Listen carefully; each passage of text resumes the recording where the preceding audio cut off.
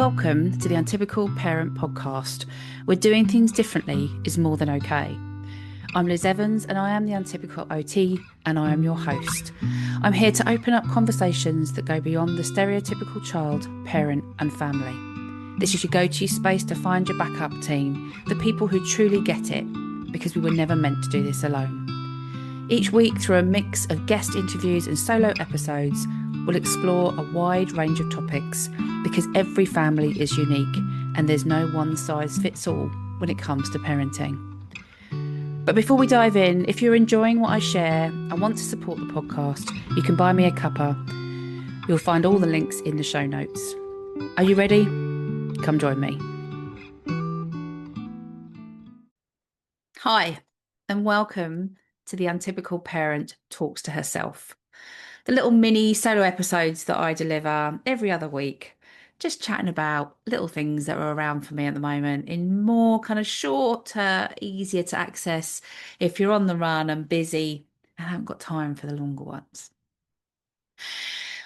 What I was going to talk about today is the typically untypical movement. So, depending on how you've come across me, might be on social media, it might be through the podcast, it might just be you've heard about me or you stumbled across it, the podcast, that I haven't spoken much on the podcast. In fact, I don't think I've spoken at all about the typically untypical movement. And what happened was I decided that after a couple of things that happened personally to me, and then something that I kind of witnessed more recently, that I had to find a way to get to parents that were out there feeling isolated. So parents and carers in additional needs families that were feeling isolated, that were feeling alone, that were feeling overwhelmed.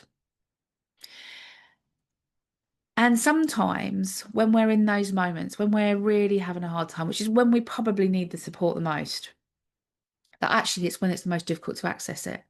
And yeah, I can put out loads of, webinars for people to join, or I can offer one-to-one support. But actually, in the moment when things are really tricky, we often can't access much at all. And I know from my own perspective, that's where I was, that when things got really hard for me and my family, that we were literally surviving from day to day. And I was trying to think about in those moments, what was it that would have made the difference? What would have made things a little bit easier until I could get to a point where I could come out of that protective part of my brain, which is purely just about survival and getting to the next bit. When I could get to that thinking part of my brain and I could maybe go and do some of the webinars, maybe I could go and do some learning and talk about things and more reflect and think about how I could put support stuff in. I couldn't do that in the moment. When things were really hard, I couldn't do it in the moment. And often I often hear, and from my own experience as well, that when we are parents of additional needs, kids, sometimes, often, wouldn't like to say too much there, but often we have our own additional needs as well as parents. We're often going through a hell of a lot in that moment, trying to juggle schools and kids and work and life and running homes and all that kind of stuff. We are tackling and dealing with a lot. So in those moments when we feel judged by other people, when we feel isolated, what could I do to help those parents? And it took me right back. It took me right back to some of the early days with my son and being out in public and how difficult at times it felt being out in public when we'd have meltdowns, when his behavior wasn't what the typical children might be doing, that would draw attention from lots of other people, that I felt judged. I felt judged. And in those moments, felt so alone.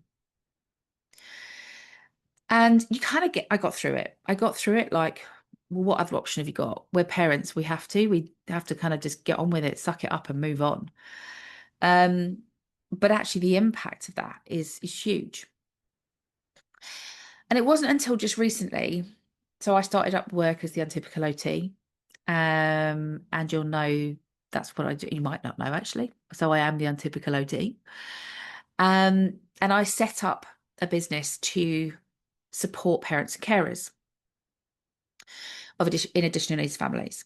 So typically you would think about OTs working pediatrics, be working with the kids.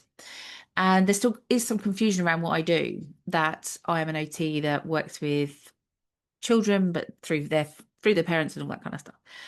But actually what my job is and what I do and makes me the Untypical OT is that I work with parents. I work with parents and their central nervous systems. I work with parents to help them avoid burnout. I work with parents to help them manage and find a way through. Because a lot of the time we get a lot of, this is what your kids need. So everything and the priorities become about our kids. And that's right. I get that. I'm not saying that we should just dump all our kids' needs and it all be about us. I don't know, maybe many parents that do that. There might be some. But a lot of the time you'll come across parents that they are bottom of the list when it comes to needs and looking after that person. So often our own needs go right down to the bottom as parents. So that's what I'd set this up to do. But I knew that the parents had to be a certain point to be able to access that from me, to be able to get into those webinars and make sense of those webinars. And I've created webinars as part of the parenting pause moments that are low demand. There's no homework, there's no judgment, where it's little things here and there that you might be able to put into place when you feel ready and able. And a lot of the time, like I talked about just a moment ago, is that when we're in that protection part of our brain, when we are literally surviving from day to day, that part of our brain at the front that makes all those lovely decisions and can reflect and plan, it's gone offline. You can't even access it. So how did I get to those parents? How could I support those parents and carers? And what happened was, the story behind this is, and there is a story, I'll get to it, is I was in a doctor's surgery. And you know what it's like in the doctor's surgeries. It's busy, there's loads of sick people, and it's quite quiet. So everyone tends to talk in whispers, or no one's talking at all. The person you tend to hear quite a lot is the secretaries, and embarrassingly for some people, poor people coming in and trying to explain to the secretary why they need something, with a whole waiting room of people that can hear. Anyway, I've digressed. So in the waiting room, really busy, and there was a mum in there with their child, and their child was obviously quite upset and distressed. They were being very vocal. It was quite noisy. Obviously, I have no idea if there were any diagnoses in there. I suspect there were. It definitely appeared that there were some additional needs there for that child. And even, I suppose, to the point, it doesn't actually matter. What was really clear was that child was having a really tricky time and was really finding it hard. They were being very vocal about that, and the mum just looked so embarrassed. She was either had her head down and was looking away, or if she looked up and caught people's eyes, she was mouthing, "I'm sorry" to people. And I just thought, I get it. I know what you're going through. And I wanted to almost go up and give her a hug, but I thought that's probably not a good idea. But there was a need in me to make that connection with her. I needed to let her know in that moment she wasn't on her own, that I got it. I could see her. And I didn't know what to do. And we know, you will know, if you've been through a tricky time in the community, that often you'll have people come up to you and offer advice that actually I really don't want to have, and often makes it more difficult. And somebody else coming into the situation that your kids don't know can make it more tricky. It makes it more stressful for you, and blah, blah, blah, blah. So I didn't want to go and make it worse. And we know a lot of the time that can do that, but I needed to do something. I felt like I needed to do something. So I don't know why I did it, but I just nodded at her, and she probably thought, crazy woman. And I probably wouldn't suggest that you go out there and do loads of nodding at people when their kids are melting down somewhere. But in this moment, it worked. And I nodded at her, and she looked back and she smiled and she nodded back. Now, we never spoke. We never spoke. I got called for my appointment. I went off, and by the time I came back, she had gone. And we never spoke. And whether we crossed paths again, I don't know. Who knows? We might come across each other in a doctor's surgery again. Um, but what it did tell me and what it did show me was that in those moments, we don't always want people coming up to us, but what a difference it can make to know that there are other people out there that get it. Because although people say to you, oh, they're not judging you when they're staring, they're thinking, oh, one, I think they're thinking, thank God that's not me. But two, they're thinking, I've been there, I've done that. I get it, I see you. But you don't get that. You don't understand that. You can't see that. All you feel is that all eyes are on you. And let's face it, parents do come under fire a lot.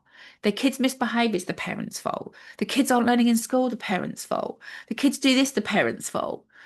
And whilst, we are doing our best a lot of the time, we will make mistakes. We learn from it.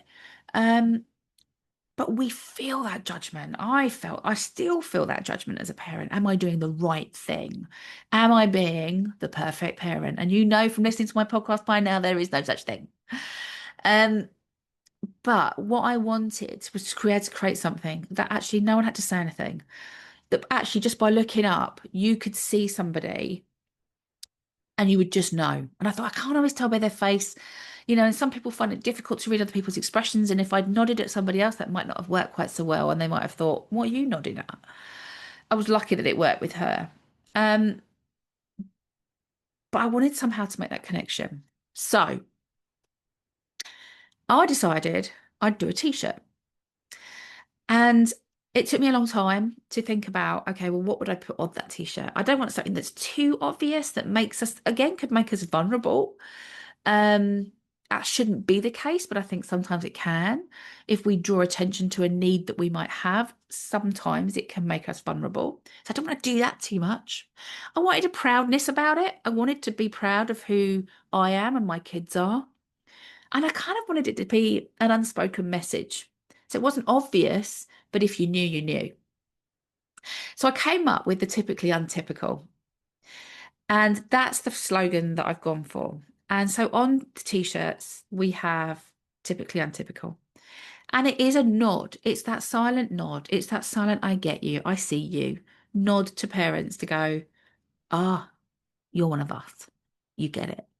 Because most of us know that finding another parent that gets it is almost worth its weight in gold.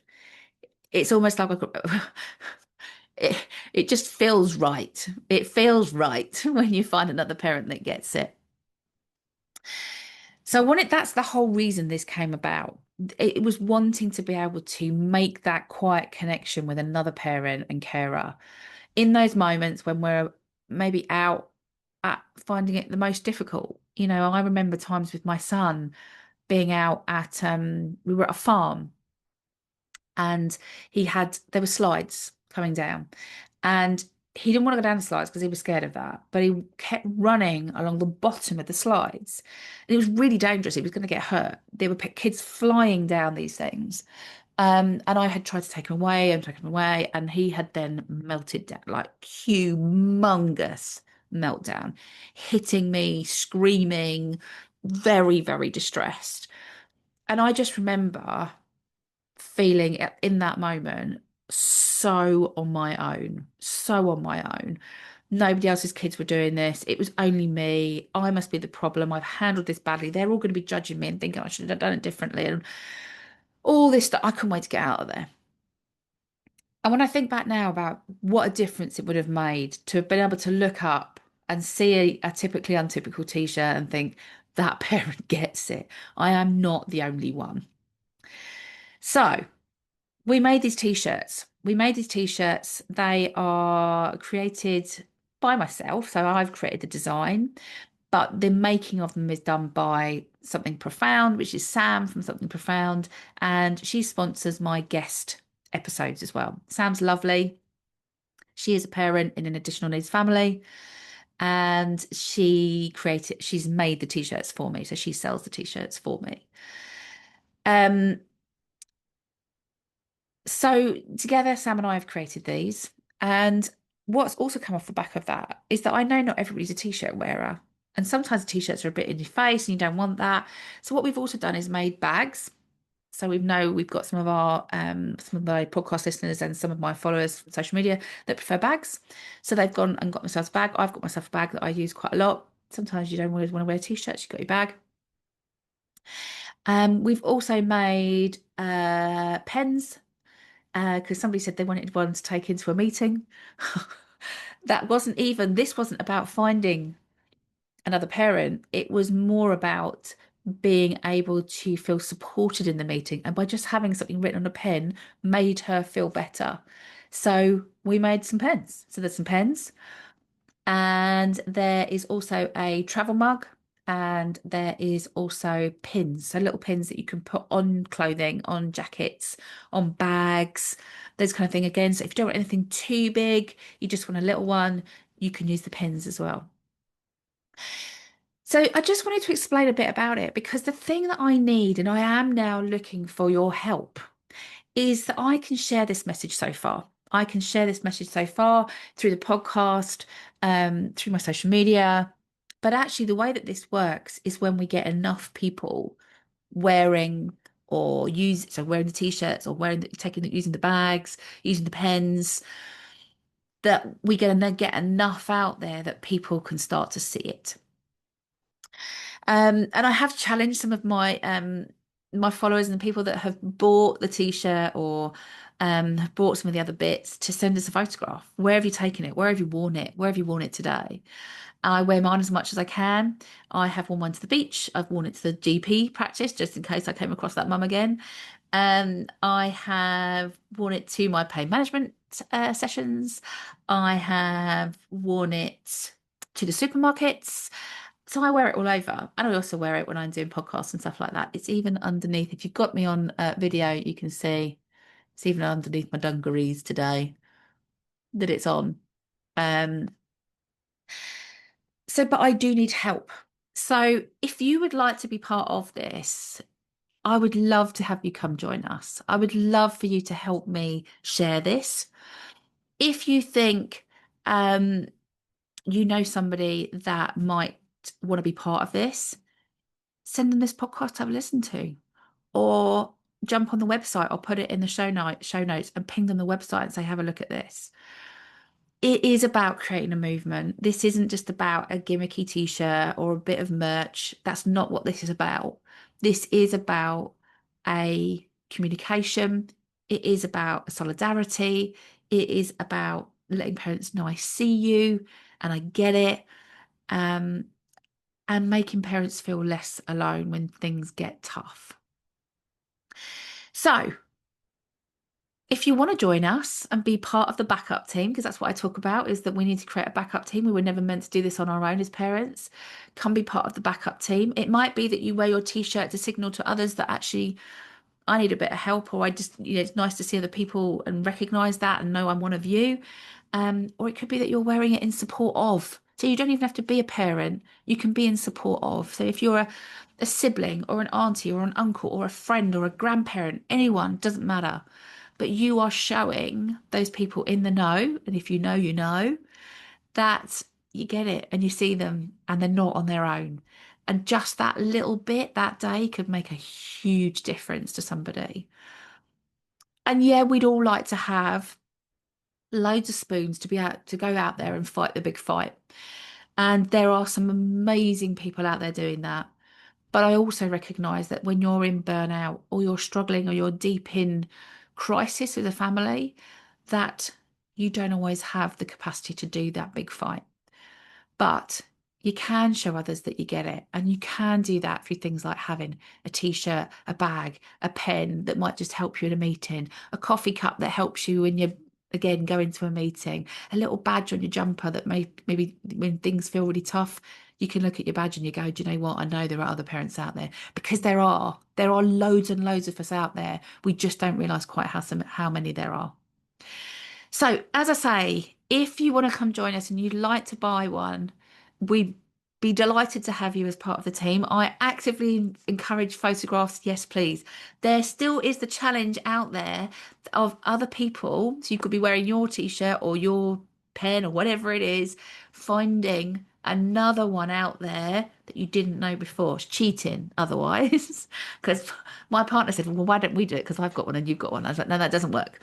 You have to be, you've found somebody out there wearing that t-shirt, wearing that pen, whatever it is, but that you didn't know them. And can you get a photograph together?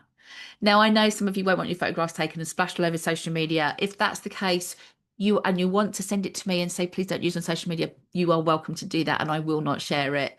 But equally, if you are happy, I would love to share it to show how far we're getting. I'd love to know how far the t-shirts are getting. Are they getting up and down the country? Are they getting outside of the country? Because it's been great to see that the podcast is getting to all sorts of places. I can't believe how far the podcast is getting. So if you're listening from abroad, um, hi, welcome. It's love to have you. It's lovely to have you here. But have a think about, I'd love to know how far things are getting. Often we don't hear, so it's really nice to hear. Anyway, I will stop talking. Any questions about the t-shirts and stuff like that, just drop me a message. Always happy to hear about it. Or if you've got an idea for something else that we could put typically untypical on, let me know. Something that we haven't thought about that would be just as useful to have as another parent to show others that I see you when I get it. So any ideas, just let me know. Again, the email will be in the show notes. Reach out, let me know. Or if you've just generally got an idea about something you'd like to hear me talk about on the podcast, I'd love to hear about it. Just leaves me to say thank you for joining me and take care, and I will see you soon.